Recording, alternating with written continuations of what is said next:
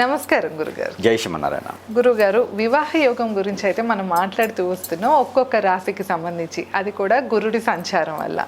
So ఈ గురుడి సంచారం June 2వ తారీఖు నుండి మొదలవుతుంది కదా గురుగారు. సో దీని వలన ఈ రాబో 6 మాసాల్లో ధనుసు రాశి వారికి వివాహ యోగం ఉందా లేదా, ఏమన్నా ఆటంకాలు ఉంటే కనుక పరిహారం కూడా తెలియజేస్తారా గురుగారు? ఖచ్చితంగా ద్వాదశ రాశుల్లో ఒకటి ధనుసు రాశి. ఈ ధనుసు రాశి వారికి ముఖ్యంగా చెప్పాలంటే కనుక గురువు మార్పిడి. గురువు ధనుసు రాశి రెండు ఒకటేనండి. ఎందుకంటే గురు మార్పిడి వలన ధనుసు రాశి వారికి మంచి జరగబోతుంది. శుభ ఫలితాలు, ఈ శుభ ఫలితాలు మిశ్రమ ఫలితాలు కూడా కాదు, శుభ ఫలితాలే ఉంటాయి. ఎట్లా అంటే కనుక ధనుసు రాశికి అధిపతి గురువు కాబట్టి ఆ గురువు సంచారం కర్కాటక రాశిలోకి వస్తున్నారు. అంటే మిథున రాశిలో ఉన్నప్పుడు గురువు వీళ్ళకి నష్టమే.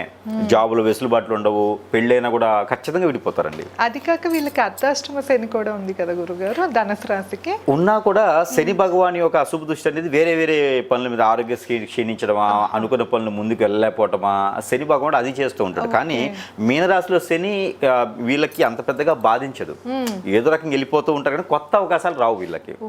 ఇంకొక 1.5 year వరకు కొత్త అవకాశాలు అయితే వీళ్ళకి ఉండవు. ఉన్న దాంట్లో అలా నెట్టుకుంటూ వెళ్ళిపోతూ ఉండాలి. అదే పడవలో జర్నీ చేస్తూ ఉండాలి, అదే చెరువులో ఈత కొడుతూ ఉండాలి, అదే జాబ్లో చేస్తూ ఉండాలి. కానీ 1 year తర్వాత మంచి అవకాశాలు వస్తాయి వీరికి. శని భగవానుడు మేషరాశిలో రాగానే వీరికి మంచి అవకాశాలు వస్తాయి. అది టైము 1 year ఖచ్చితంగా పడుతుంది. అయితే ఇప్పుడు గురువు మిథున రాశి నుంచి కర్కాటక రాశి రావడం, మిథున రాశిలో ఉన్నప్పుడు గురువు ఎవరైనా పెళ్లిళ్ళు చేసుకుని ఉన్నట్టయితే కనుక, ఎవరు ధనుసు రాశి వారు పెళ్లిళ్ళు చేసుకుని ఉండి లవ్ మ్యారేజ్ అయినా అరేంజ్ మ్యారేజ్ చేసుకుని ఉంటే కనుక ఖచ్చితంగా వాళ్ళు విడిపోయేదానికి కానీ, విడిపోయేదానికి ఆసన్నాలు కానీ, సన్నాహాలు కానీ, విడిపోయేదానికి కొట్లాట్లు కానీ ఖచ్చితంగా అయ్యి ఉండాలి. ఇప్పుడు నాకు తెలిసి ఎంతటి బంధం ఉన్నా, ఎంతటి బాంధవ్యం ఉన్నా, అనురాగం ఆప్యాయతలు ఉన్నా, ప్రేమ ఉన్నా, బాధ ఉన్నా, ఏదున్నా సరే, నమ్మకం ఉన్నా ఏదున్నా సరే ఖచ్చితంగా వాళ్ళిద్దరి మధ్య గొడవ అవుతుంది, విడిపోయేదానికైతే వస్తుంది. ఇది ధనుసు రాశి వాళ్ళ పరిస్థితి ప్రస్తుతానికి. అలాంటి ధనుసు రాశి వారు ఈ యొక్క జూన్ 2వ తారీఖు 2020 సంవత్సరంలో మనకి కర్కాటక రాశిలోకి సంచరిస్తూ ఉన్నాడు. ఈ కర్కాటక రాశిలోకి వచ్చి రాగానే గురుబలం పెరిగిద్ది ధనుసు రాశి వారికి. అప్పుడు పెళ్లి చేసుకోవడానికి అర్హతగా ఉంటుంది. వివాహ యోగం అనేది ఖచ్చితంగా ఉంది. ఆ వివాహం అనేది ఇప్పుడు చేసుకోవాలి. లవ్ అయినా అరేంజ్ అయినా ఇప్పుడు చేసుకుంటే ఇద్దరి మధ్యన గొడవలు రావు, కొట్లాట్లు రావు, అన్నీ బాగుంటాయి. కాకపోతే ఈ జూన్ 16వ తారీఖు వరకు కూడా జ్యేష్ఠ మాసం ఏదైతే ఉందో ఇది అధిక జ్యేష్ఠ మాసం ఉంటుంది. అంటే వివాహానికి ముహూర్తాలు ఉండవు. తర్వాత నిజ జ్యేష్ఠం ఉంటుంది జూన్ 16వ తారీఖు నుంచి. అలానే జూలై 16 వరకు అధిక జ్యేష్ఠ మాసం కాకుండా నిజ జ్యేష్ఠ మాసం ఉంటుంది. అప్పుడు ముహూర్తాలు ఉంటాయి.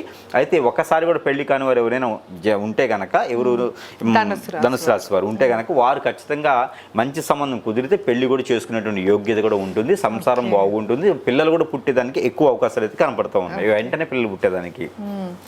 కాబట్టి ఈ యొక్క ధనుసు రాశి వారికి ఇప్పటివరకు జాబు ప్రకారంగా కావచ్చు, వారి యొక్క ఎదుగుదల కావచ్చు, ఏదైతే తక్కువ ఉందో ఇప్పుడు ప్రయత్నం చేయాలి. ఇప్పుడు 1-2 సార్లు ప్రయత్నం చేస్తుంది. శని భగవాన్ అశుభ దృష్టి ఉంది కాబట్టి గురువు మీకు మంచి చేస్తాడు. కానీ శని భగవాన్ అశుభ దృష్టి ఉంది కాబట్టి ఒక పనిని 1-2 సార్లు చేస్తే మాత్రమే దాని వరకు ముందుకు వెళ్ళేదానికి అయితే అవకాశాలు ఉన్నాయి. పెళ్లి సంబంధాలు కూడా ఒక దాంతో అవ్వదు, 2దో అవ్వదు. కనీసం ఒక 5-6 సంబంధాలు చూస్తే అందులో ఏదో ఒకటి సెట్ అవుతుంది. అది కూడా టైం పడుతుంది మారడానికి, మార్చుకోవడానికి, మన వైపు రావడానికి, వాళ్ళు ఆలోచించుకోవడానికి చాలా టైం చూపిస్తుంది. కానీ మంచి జరుగుతుంది. కాదు ఇప్పటివరకు భార్యాభర్తలు విడిపోయి ఉండి వారిద్దరు కలవాలనుకుంటే కనుక దానికి చిన్న పరిహారాలు అయితే మనం చివరిలో చెప్పుకోవచ్చు. అలానే కొత్తగా పెళ్లి చేసుకోవాలనేటువంటి, ఒకసారి కూడా పెళ్లి కాని వారు పెళ్లి చేసుకోవాలనుకుంటే కూడా పరిహారాలు ఉంటాయి. గురువు మారినప్పటికీ కూడా గురువు బలంగా కావాలి. గురువు మారడం ఒకటే కాదు, అక్టోబర్ 31 వరకు ఉంటాడు కర్కాటక రాశిలో. ఈ లోపు ఏదైనా పెళ్లి చేసుకునే యోగ్యత ఉంటే కనుక ఈ యొక్క ధనుసు రాశి వారు పెళ్లి చేసుకోవచ్చు. జాబు పరంగా కనుక అక్టోబర్ 31 తర్వాత ప్రయత్నం చేస్తే మంచి జాబు కానీ, మంచి పొజిషన్ కానీ, విదేశీయానం కానీ అన్నీ కూడా కొంచెం బాగానే ఉంటాయి. అలానే మార్కెటింగ్ రంగాల్లో ఒకటి బాగుంటుంది. వ్యాపారం చేయాలనుకుంటే కనుక tea stalls, food courts, restaurants ఇలాంటి వాటికి ఏదైనా ఇన్వెస్ట్మెంట్ చేసుకుంటే ఖచ్చితంగా వారికి మంచి లాభాలు పొందే అవకాశం ఉంది. గురు బలం మారటం వల్ల షేర్స్లో వాటిలో కూడా ఇన్వెస్ట్మెంట్ చేసుకుంటే కనుక ధనుసు రాశి వారికి చాలా అదృష్టం వస్తుంది. కాబట్టి పాత వస్తువులు, పాత ఇళ్ళు, పాత స్థలాలు, పాత పొలాలు ఇవన్నీ ఉంటే వాటికి కూడా రేట్ వస్తుంది. దాంట్లో మైనింగ్ పట్టమా, నిధులు పట్టమా, లేకపోతే ఏదో రకంగా రేటు పక్కన వాళ్ళు పక్క పొలాలు ఎక్కువ రేటు పెట్టి కొనేసి మన దానికి వాల్యూ అలా పెరగటమా, ఏదో విధంగా అయితే మాత్రం ఖచ్చితంగా వారికి రేటు పెరిగేదానికి, డబ్బులు వారికి దగ్గరికి వచ్చేదానికి 10 రూపాయలు కొన్నటువంటి షేర్ 300-400 రూపాయలు అయ్యేటువంటి పరిస్థితి కూడా ఏర్పడుతుంది. కాబట్టి ఎప్పుడో కొన్ని వదిలేసినటువంటి షేర్స్ ఇవన్నీ కూడా పరిస్థితి ఏర్పడుతుంది. కాబట్టి దాని దగ్గర ప్రయత్నం అయితే ఖచ్చితంగా వీరు చేసుకోవాలి. వివాహానికి సంబంధించి అయితే చాలా అద్భుతంగా ఉంది.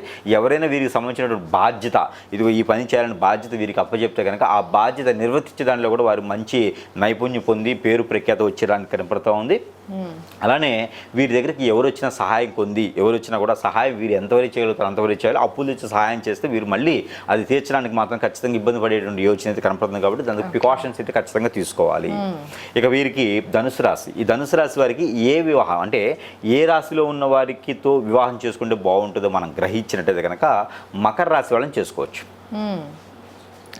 ధనుసు రాశి వారు మకర రాశి వాళ్ళని ఖచ్చితంగా వివాహం చేసుకోవచ్చు. కంపాటబిలిటీ కూడా చెక్ చేసే అవసరం లేదు. వాళ్ళిద్దరి మధ్య లవ్ ఉన్నా కూడా మంచి అట్రాక్షన్ బాగుంటుంది. కానీ మకర రాశి వారికి వీళ్ళ నుంచి సెట్ అవ్వదు. వీళ్ళకైతే బాగుంటుంది కానీ మకర రాశి వాళ్ళకి కూడా బాగుండాలిగా, కానీ వాళ్ళకైతే బాగోదు పెద్దగా. వీళ్ళ నుంచి ఎప్పుడు కూడా నష్టపోతుంటారు, ఇబ్బంది పడుతుంటారు, బాధపడుతుంటారు. వీళ్ళు ఏదో ఒకటి అంటుంటారు, వాళ్ళు ఏదో బాధపడుతూ ఉంటారు. మకర రాశి వాళ్ళు అయితే వీళ్ళకి కలిసి వస్తుంది. ధనుసు రాశి వాళ్ళకి ఎవరైనా ఇచ్చేవాళ్ళు అంటే ఖచ్చితంగా చేసుకోవచ్చు. ధనుసు రాశి వాళ్ళకి, మకర రాశి వాళ్ళకి. లేదు అంటే కనుక మనకి మేషరాశి వాళ్ళని చేసుకోవచ్చు, మీనరాశి వాళ్ళని చేసుకోవచ్చు. మీనరాశి వాళ్ళు, మేషరాశి వాళ్ళు ఇద్దరిని కూడా వీళ్ళు చేసుకోవచ్చు. కంపాటబిలిటీ కరెక్ట్గా సెట్ అవుతుంది. వారిద్దరిని చేసుకోవడం వల్ల కలిసి వస్తుంది. వీరేమో ఈ మొండిగా ఉంటారు, ఎవరితో ఎక్కువగా మాట్లాడరు, స్టాటిస్టిక్స్ ఉపయోగిస్తూ ఉంటారు. వాళ్ళేమో తెలివితేటతో డబ్బు సంపాదిస్తుంటారు. మీనరాశి వాళ్ళు, మేషరాశి వాళ్ళు. కాబట్టి మంచి కష్టపడే తత్వం ఉంటుంది, డబ్బు సంపాదిస్తారు, అందరూ నాకట్టు తత్వం ఉంటుంది. కాబట్టి ఇద్దరి మధ్యన కంపాటబిలిటీ బాగా సెట్ అవుతుంది.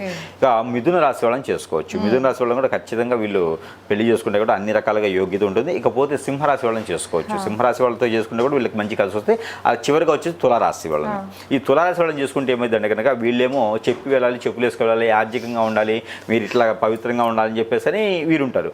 వాళ్ళు ఏమంటారు, తలకాయ పట్టుకుని కూర్చుంటారు అన్నమాట. వీళ్ళు ఇంతే ఉంటారు, చాదస్తంగా ఉంటారని చెప్పేసి అని వాళ్ళు కూర్చుంటారు. కానీ సాయంత్రానికి ఒకటే అవుతారు అన్నమాట.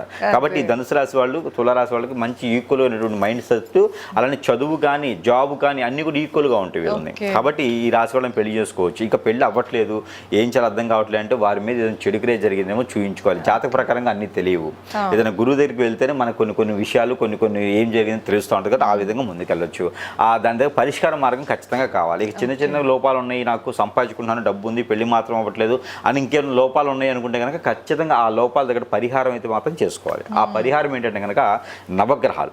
ఈ నవగ్రహాల మండపం దగ్గరికి నవగ్రహాల చుట్టూ తిరుగుతుండాలి. అలానే బ్రౌన్ శనగలు తీసుకుని వెళ్ళాలి. అలా మనకి బియ్యం, గోధుమలు, జొన్నలు ఈ 4 వస్తువులు కూడా తీసుకుని వెళ్ళేసి, ఉలవలు ఈ 4 వస్తువులు తీసుకెళ్ళి అక్కడ నవగ్రహాల మీద మండపం మీద వాటి మీద అభిషేకం చేసుకుంటూ ఉండాలి. ఇది వారంలో ఒకసారి చేయాలి, 7 వారాలు చేసుకుంటూ ఉండాలి. ఒక వారం మధ్యలో మిస్ అయినా ఖచ్చితంగా 7 వారాలు అయితే చేయాలి. మిస్ అయిన వారం వదిలేస్తే 10 వారాలు ఖచ్చితంగా చేసుకోవాలి. అలానే పాలు, తేనె ఈ 2 కలిపినటువంటి పదార్థాన్ని స్వామివారికి నైవేద్యం పెట్టాలి. ఇది దక్షిణామూర్తికి కానీ విష్ణుమూర్తికి కానీ నైవేద్యం పెట్టి ఆ నైవేద్యాన్ని, స్వామివారి నైవేద్యాన్ని మనం ప్రసాద రూపంగా స్వీకరించి ఆ తీర్థ రూపంగా మనం స్వీకరిస్తే ఆ మనలో ఉన్నటువంటి చెడు కానీ మనమేం చేయించినటువంటి చెడు క్రియలు కానీ, మనమే ప్రకృతి దోష కానీ, నరదిష్టి, నరఘోష కానీ ఇవన్నీ కూడా కొంతమేర పటాపంచలేదానికి అవకాశం ఎక్కువ ఉంటుంది. అలానే సెంటు బాటిల్ ఉంటుంది, అత్తరు.